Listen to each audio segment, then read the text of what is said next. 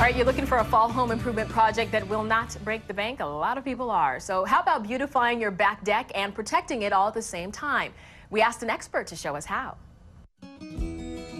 Fall is here and winter is close behind, so is your backyard deck ready to face the elements? If you spend thousands of dollars on your deck and you don't treat it, it may only last 4 or 5 years. If you treat it, it could last as long as 25 or 30 years. We met up with home improvement expert Jeff Wilson for a lesson in protecting your deck and making it beautiful all at the same time. Cleaning your deck and treating it is really, it's a very important thing to do. It's also an inexpensive thing to do.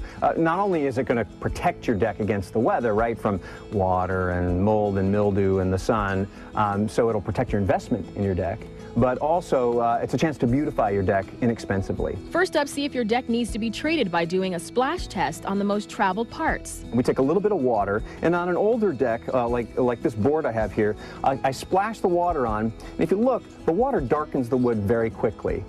And what that is telling you is that the wood is porous and it's accepting the water. Now, on a piece that's treated like this, we just stained this the other day, you put the water on and you can see how it beads up.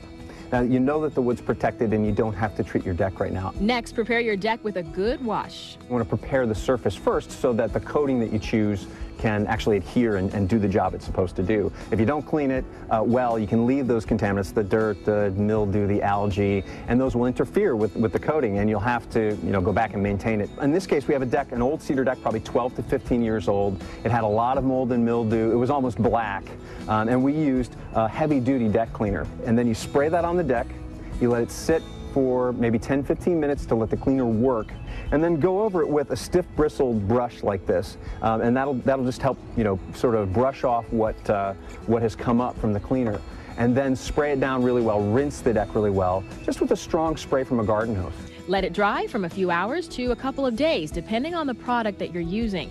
And then it's time for the fun part, choosing the color. So you have a lot of choices in stains these days. The owner of this house wanted to carry his motif from inside to the outside, so he's got blonde floors on the inside, sort of a birch bark trim color. So we're going to do a honey gold wood protector on the deck surface itself and on the balusters of the railing, that kind of thing. But then as an accent, he chose this birch bark deck and house stain from Thompson's Water Seal. Now, both of these products will protect and beautify at the same time.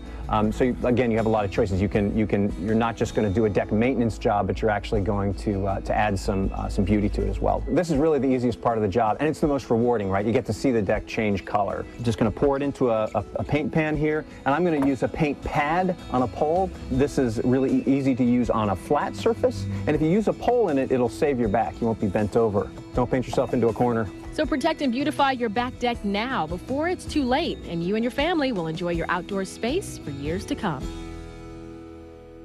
And check your local disposal regulations before disposing of your leftover water sealer. Or if you'd like to save it for future touch-ups, you can. Just make sure the container is completely sealed before you put it away.